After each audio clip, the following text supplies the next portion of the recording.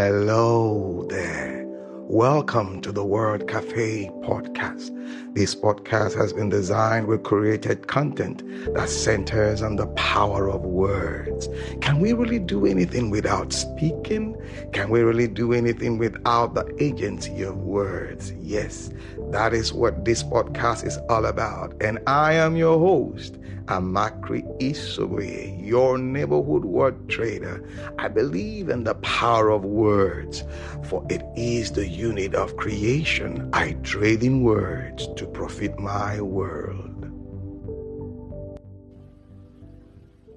Good morning, good afternoon, good evening, good everything. How are you all doing?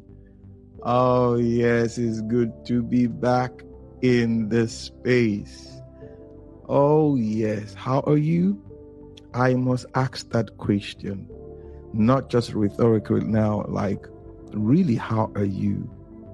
I know it's been challenging, but, before I came on, I was just muttering to myself, what a wonderful time to be alive.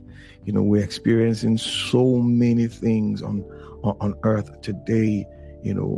Wherever you turn, you just have this thing, I will call it a human thing. And it's like we're going through this phase. So a lot. I'm good. And I'm super excited. Each time I come into this space, sincerely, I must tell you this, I just imagine you listening. Yes. And, listening to me, getting encouraged, hearing those things that would move you to the next phase or next step you want to take. And you have this energy that rises or surges within you. And I'm grateful to God for this. Really, I am. And you're the reason why we're here. Yes. So you know how we say it. This is the space where we come in to lean on one another's experience to forge a positive path. The Word Cafe. So beautiful. So. What are we going to be doing today? Well, this period, most of my, what I call it, thoughts, alone thoughts, not without a guest now, has been centered around change and all of that. And you will agree with me, that is the constant. Your ability to understand change would help you go through life in such an amazing way. So today, I'm looking at something. It's been with me for a while, honestly. And this is how it happens for me. Each time a thought hits me, I sit down and I try to curate it. I ponder on it. I do, one or two research, Indeed, yes. I go around. I try to check and all of that. And I sit with my wife and I try to share with her first. Yes, honestly, I do that. And sometimes she'll just look at me like, this is so abstract or something, or this is so deep and all of that. So, but that's how it comes. So I need to share it. And lately I've been having this thought about tomorrow. Yes, tomorrow. We all are racing. If you ask anybody, if you see anybody, you don't necessarily have to ask, even on the street. You just hear it's like we're chasing after something, and it's like we're running after something.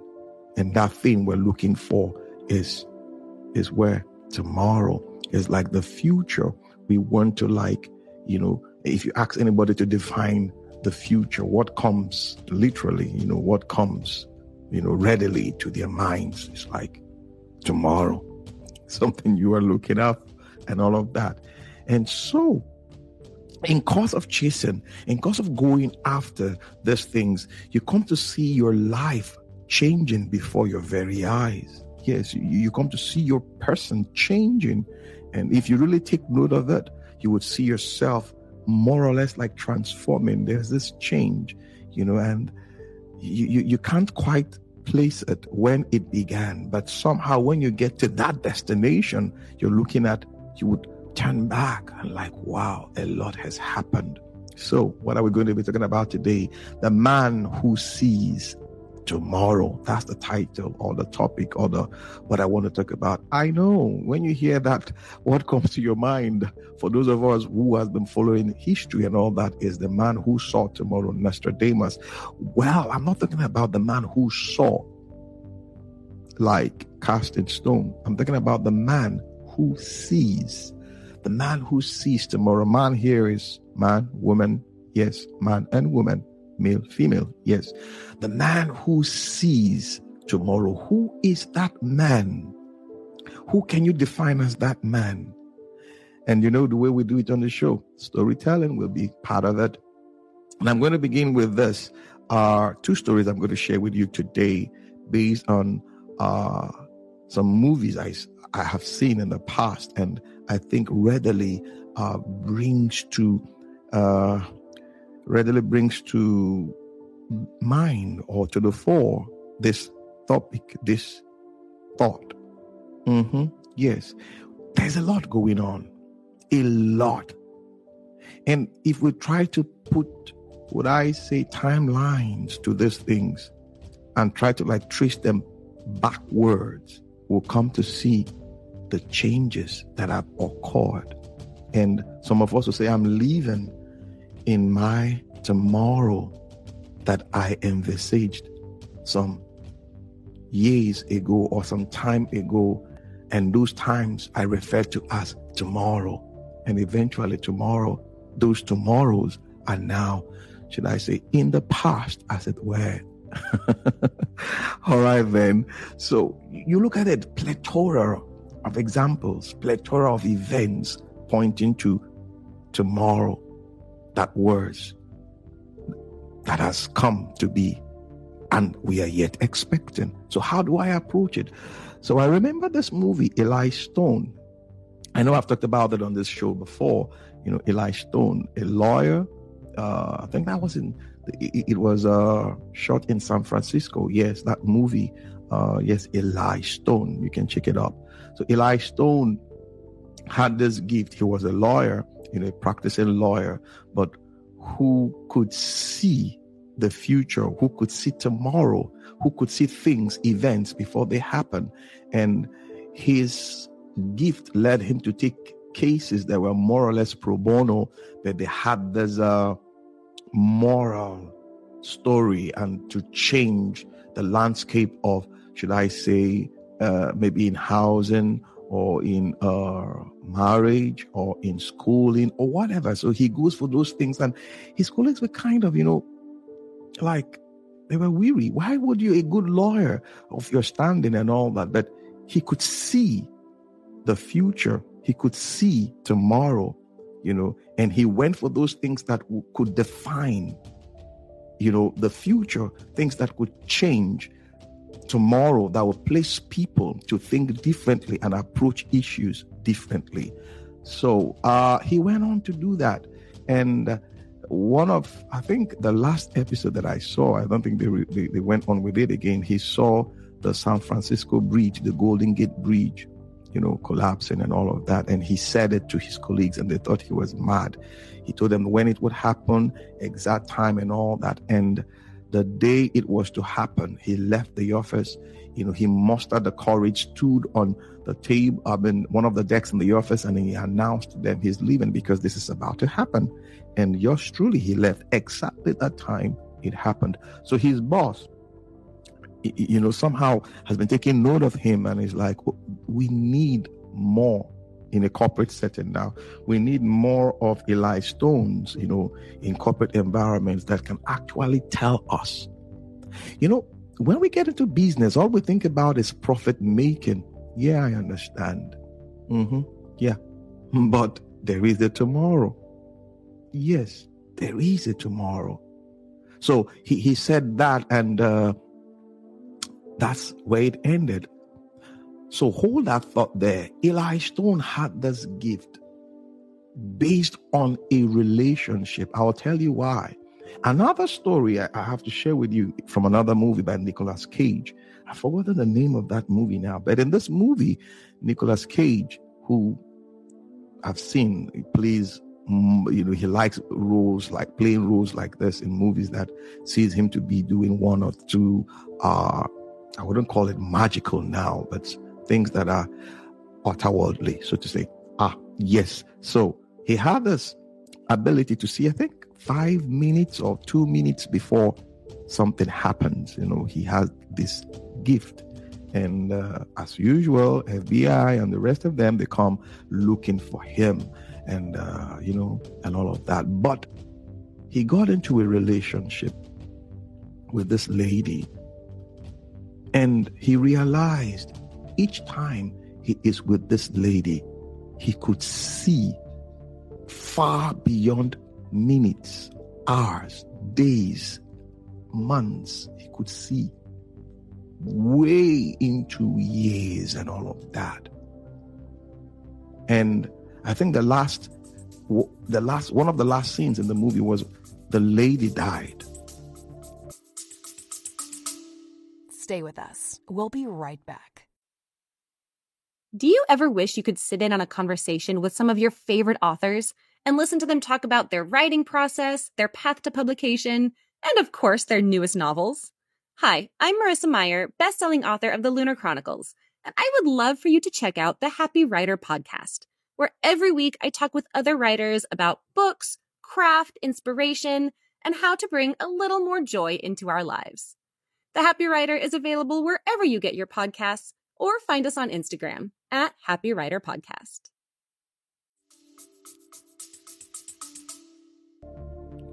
She died. And that vision he saw, so to say, that thing he saw, boom, like brought more insight to this ability. So it's like each time I'm with her, I see farther than the ordinary, farther than normal. So he was in this relationship that heightened his ability to see. So in this partnership, I want to call it, or relationship that is like a partnership, he could tap into something, you may call it hyper, or something higher, operationally speaking, that heightened his senses and he could see. Yes. So, man is a spirit. He dwells in a body and he has a soul. You can't take that away. That is who we are. And we walk on this principle. Like I said, we're going after something. And sometimes if you ask that question, do you know what you're going after? A lot of us, that's the truth, don't quite know it. But deep within, it is like deep within the resources of your being, the core of your being, there's this yearning, and you want to move, and you want to be like every day you're going after it. When you rise in the morning, when you go through the day, yes, we may want to call it purpose, but each tomorrow that comes, there is an aspect of the purpose that you don't know. It's like, yes, I've seen this, and but it's not complete, and you go after it again, and you keep going. But the two stories I just laid before you now, Eli Stone and Nicolas Cage, in these movies, because they were in this relationship, it gave them the ability to see far and the courage to take responsibility, to be responsible, to act on them. Yes. So juxtaposing or dwelling on these two stories before I came on, as part of what I do, I was sharing with my wife. I said, can you imagine this story from the Bible? Acts chapter 1, verse 8. I'm going to use that to further buttress my point on the man who sees tomorrow. When Jesus was to leave, he told them about what was to happen. He told them about tomorrow, not just their tomorrow. Tomorrow, yes, in a broader, global, would I say, celestial or galactic sense. Yes, he told them about. So these things were so humongous, like we'll say in Nigeria, huge, and they couldn't quite comprehend it. So he said to them, but you will receive power when the Holy Spirit comes on you, and you will be my witnesses in Jerusalem, in Judea, in Samaria, and to the ends of the earth. So now listen, your tomorrow depends on one factor: the coming of the Holy Spirit, your relationship with him. Now, for you to see all of Jerusalem, for you to see all of Judea, for you to see all of Samaria, and to the ends of the earth, is a function of your relationship with the Holy Spirit. So seeing tomorrow is not about being analytical, putting together all the facts, putting together all the theorems, putting together all the data and your mind and all of that. No, it's beyond that. Yes, that's a given. That's a given. It helps your learning. It helps your intelligence, but it doesn't help your revelation. What you need to understand the future, what you need to walk into your tomorrow, that tomorrow is a function of the relationship you have. And that's what Jesus said to them. You want to see the whole of Jerusalem? Okay. All right. You want to see the whole of Samaria? Okay. All right. You want to see the whole of Judea? Okay. All right. You want to get to the ends of the earth. There's only one thing or one person that will help you, the Holy Spirit. And that's what he said to them, like a relationship. You have to be in that relationship. Why? Because he sees all. He knows all. And he can reveal them to you in bits and pieces, or in bites, as we want to call it, bite sizes. So this is what I see, when we look at the future, when we want to talk about the future, when we want to embrace the future, when we want to walk into the future. There are a lot of decisions going on out there today based on being analytical. That's good. From my practice, HR practice, I believe in, analysis. Yeah. I think when I was employed, my first job title was HRO analytical officer or something. I can't remember it quite now, but it had to do with data.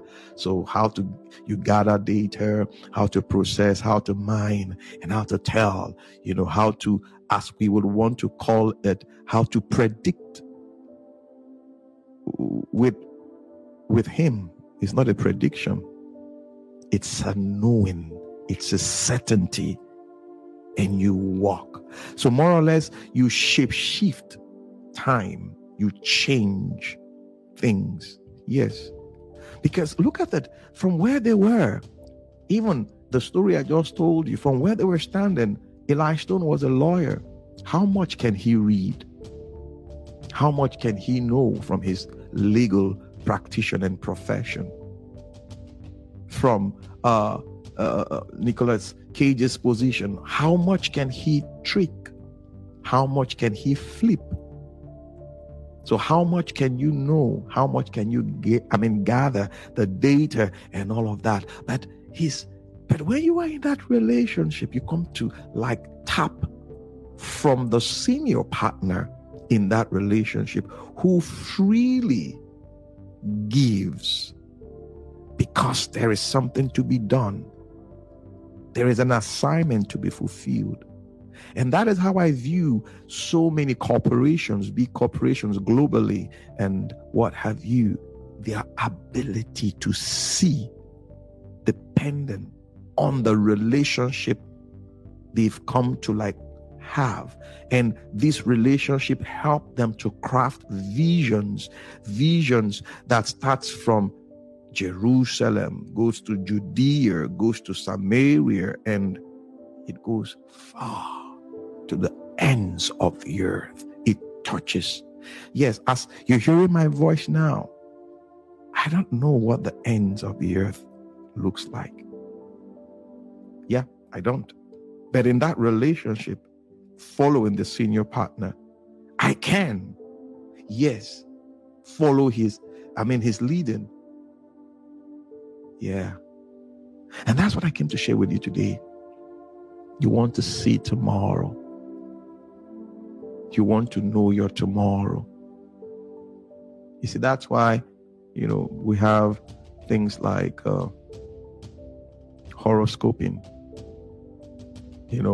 and trying to study the celestial bodies and all of that. Well, those things are limited in themselves, I must tell you.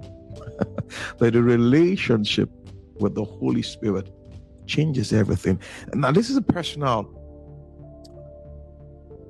conviction and experience I'm sharing with you on the show today.